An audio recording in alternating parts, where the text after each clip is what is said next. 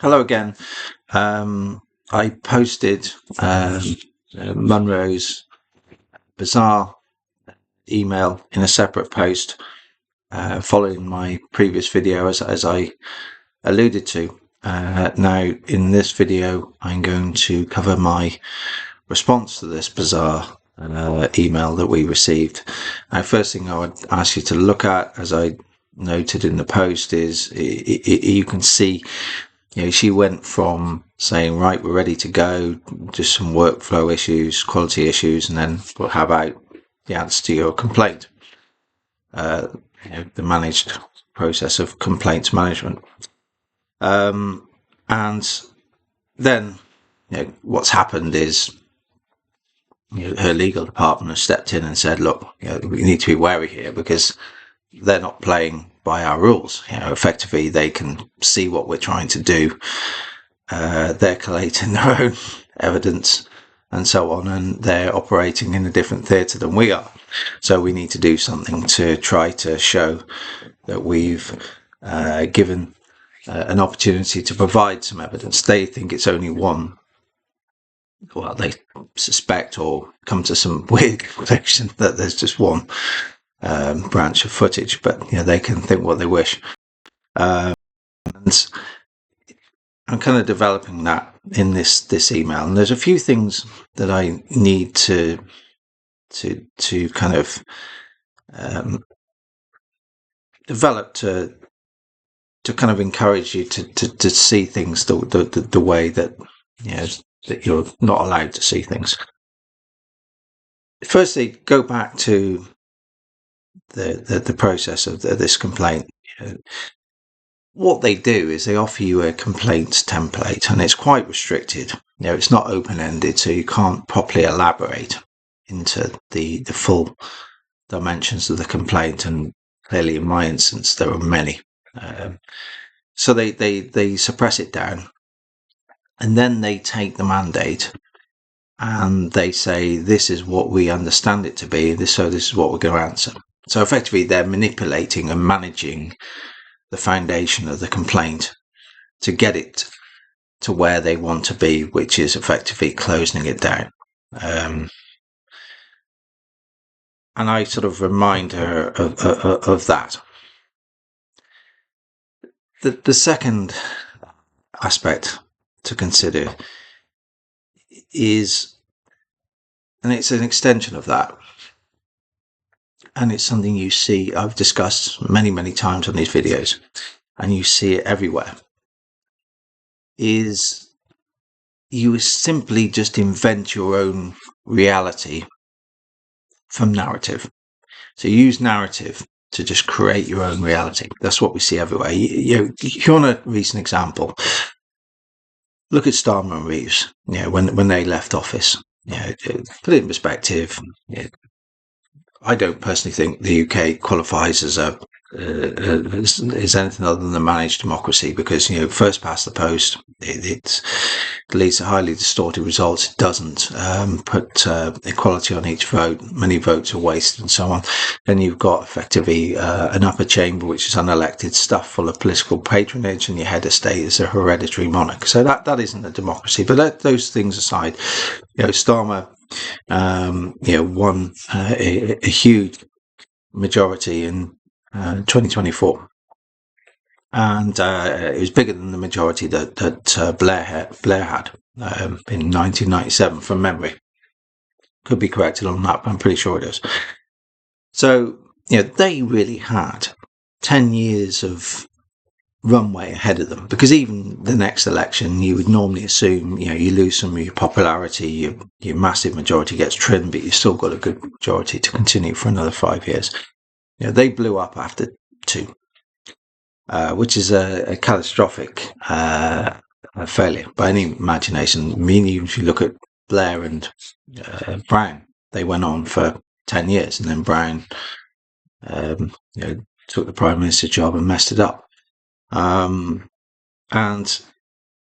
But that didn't matter. They just come out and they present their own reality. They keep saying, "Oh, we've done this, we've done that, we've done that," and this is what essentially you see everywhere, and this is what's embodied in this complaint. Another way of looking at this is, it's a famous example of the famous amusing story of the emperor and the no clothes, and everybody's applauding and saying, yeah, looks stunning, beautiful, amazing, and then the boy stands up and says, actually, I haven't got any clothes.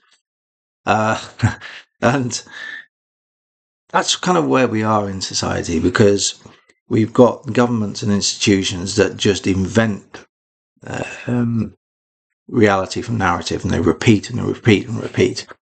And if somebody stands up and says, actually, this is nonsense, this reality is just cooked up through words, there's no bearing to actual reality, then you terrorize them. Effectively, you weaponize the media, legal system, financial system, and you terrorize them. And that's really where we are. And this is the point I make to her throughout this, is you're just firstly inventing the mandate, or manipulating the mandate of the complaint, and you're just inventing your own reality from narrative. And they have to do this because this whole thing relates to the coordinated coercion that I've discussed, and I'll develop this because there's been subsequent correspondence which I'll come on to in another video. I'll sweep it all up. So they have to try to essentially the inconvenient bits, the child trading model, the gross abuse of office by Hudson, and it's not just her. This is a whole industry. That's the mistake, really. Is she is a prominent example, but looking at a whole wicked ecosystem, trading of children for profit. But the FCA coercion from them that I've raised, and so on and so forth. They're all inconvenient. So you just pretend that they don't exist. That's not part of the mandate.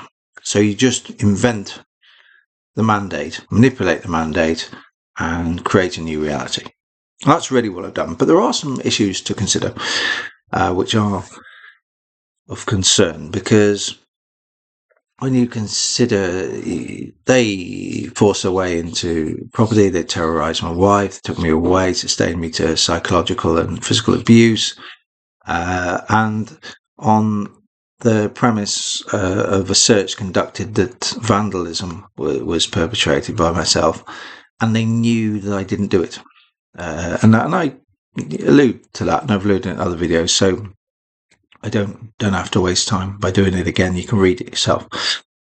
But more to the point as well is you have an officer who, after I've gone through all this abuse, tries to coerce me, pressure me into confessing to something that would have required a time machine, defying the normal rules of science.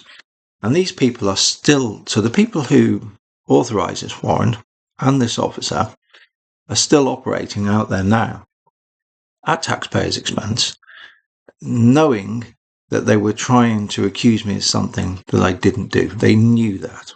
The lines of questioning show it, which I've covered in other emails.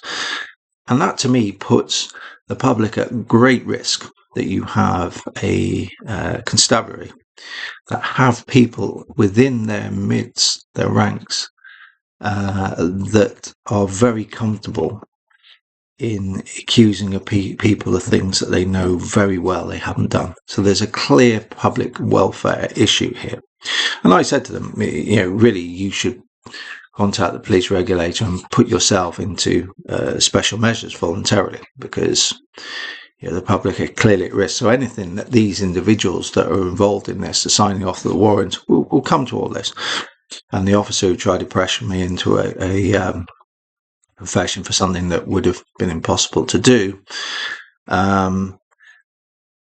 anything they've touched, I would contend, is poisonous and should be open to full inquiry and investigation. Because I don't think it could possibly be trusted, because you have that morality, you're willing to do those things. Anything you've been involved in is potentially toxic. So I would think there's any number of cases that this force is sitting on that urgently need reopening and investigating. And again, I just go on. Fundamentally, she uses the term prejudice because, previous email, because that's what she's been told to do by language. We've dealt with the concept of prejudice throughout this series of videos. And, I said, you prejudice yourself. And they've also prejudiced, in my opinion, the FCA dance case, because they stole devices that had evidence or material that was pertinent to that case, and they know that full well, hence why they're trying to massage that out of the complaints mandate. And I mean, I want to give you a concept of how this sort of inventing a new reality and massaging mandates works. And I'm going to go back to the crime of the Congo. Arthur Doyle, I guess, exposure investigation into that. And so, as he goes on, he looks at the inquiry into the atrocities that the Belgians and the other Europeans knew that what they were doing as well. So there was complicity there. Hence, why I referred to the Joseph Conrad book Heart of Darkness when he describes Kurtz, the ivory trader, although this book focuses more on rubber, as being representative of all Europe. And this is the blueprint of what we're going to do to effectively. There's lots of different dimensions to it, but in terms of exposing the UK's child trading model and Doyle, as he has in other investigations, corruption investigations we worked on, has given us a lot of inspiration. But in terms of this inquiry, they were looking at the oppression of the locals and murder and so on, forcing them to harvest rubber and just purely for the right to exist. And this is why you have to get around this land of make-believe, this invention of reality, a narrative that organisations try to do to cover things up. So I'll read you a passage from this.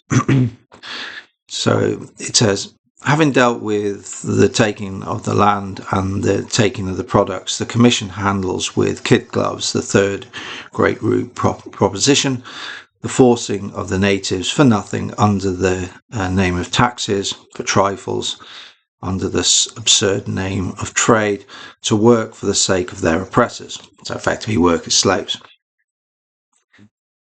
It extends many words in showing that the natives do not like work and that, therefore, compulsion is necessary.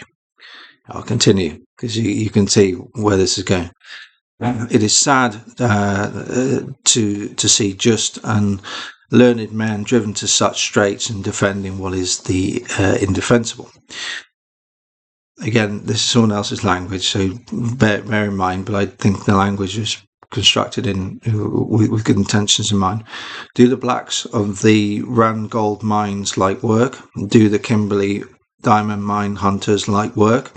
Do the carriers of an East German caravan like work? No more than the Congolese. Why then do they work? Because they are paid a fair wage to do so, because the money earned by their work can bring them more pleasure than the work does pain. That's effectively, just interrupting here, that's very much taken from the Jeremy Bentham theme of utilitarianism. Effectively, if the pleasure or the gain of something offsets the pain, you do it. That is the law of work the whole work over. Notably, it is the law on the Congo itself, where the missionaries who pay honestly for work have no difficulty in getting it. So effectively what they're saying, the missionaries who went with less ruthless intentions were willing to pay the Congolese fairly for something, and the Congolese would do it because hopefully they got something reasonable from it. Of course, the Congolese, like the Englishmen, saying that really, we're not all that different in how we approach whether something's worth it or whether something's fair. Or the Belgian does not like work when it is it is work which brings the benefit to others and not to himself. So essentially what they were trying to do is they were trying to cover up atrocities by saying that the natives were lazy and needed some sort of coercion to do the work. And what Doyle rightly pulled apart, said that's just a complete fabrication and invention of reality for convenience to cover up atrocities, whereas really the Congolese would have done the work, i.e. harvesting rubber and so on, if they were treated fairly, paid fairly, and their communities benefited from it with reasonable infrastructure and so on and so forth. But the reality is that they were told that if they didn't do it, they would be beaten, killed, mutilated, and so on. So no wonder they didn't want to do it. And that's why you have to take the approach that we've taken. You can't operate in their field where they just create a new reality out of narrative. So hopefully that gives you some perspective of how we're approaching this. Before I sign off, there's also something else I'd like to bring up, because it's actually come back to the fore, is if you look back at these videos, you'll see one that I produced on debt and plunder. And, I use the example of the United States, and, debt gets so high, it's out of control.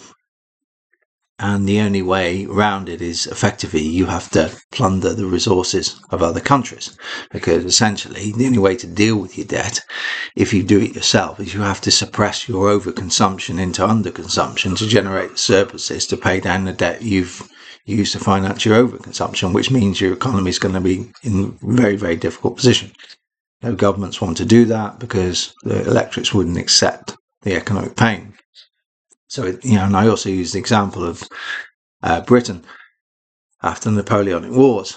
Britain, as I covered in the previous video, had a far better financial system than France, was able to borrow cheaply, and it was able to then pay other people to do a lot of the fighting for it. The Russians, the Prussians, the Austrians, the Spanish, the Portuguese.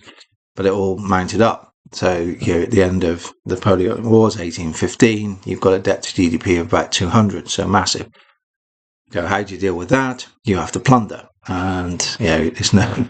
If you look at how that happened, you look at India, you look at China, you look at Africa, and the resources of those countries were plundered. And you would say, well, hang on a minute, China was not a colony. No, it wasn't, but it was forced into very, very unequal trade relations. Their major port cities that we now see as the super cities of China were effectively run by foreigners. They were run as colonies within the country. Chinese are second-class citizens. They operate their own legal systems, and they pretty much control taxation and so on and so forth. So China was plundered, India was plundered, South Africa was plundered, and so on. And that's effectively one of your only ways out when your debt is so huge. So if you look at the current developments, it is exactly what I said. Look at Venezuela. Again, using this create reality out narrative, the United States tried to say, well, it's about narco-terrorism and so on and so forth. They were building a narrative by blowing up these boats without any legal process or any substantial evidence put forward that these boats were actually trafficking drugs. But they wanted to build this narrative. They get in there, abduct Maduro and turn the country into a client state and control all its resources. That's an example of it. They look at Iran. The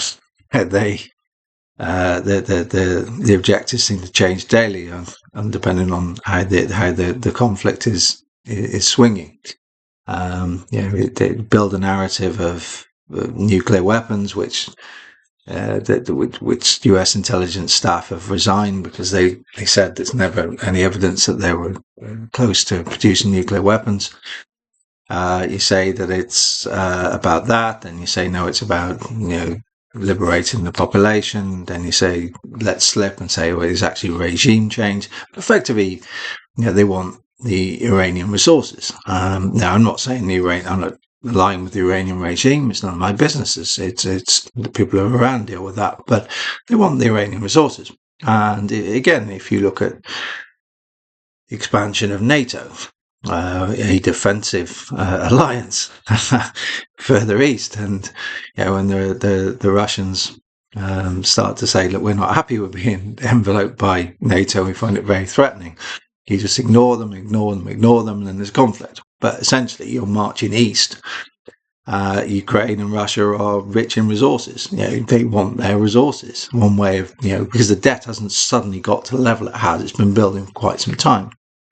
So effectively what you're seeing is debt levels are so high, interest rates are becoming more demanding, it's creating a squeeze. So one of the only ways out of it really is without creating possibly unrest and even revolutions in your own country, because the hardship you need to put on people to pay it back is to plunder other people's resources. So that was what I meant, and I hopefully that video makes more sense now.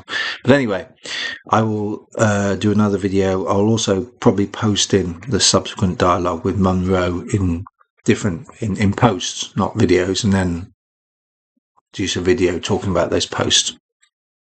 That's it for now. Take care.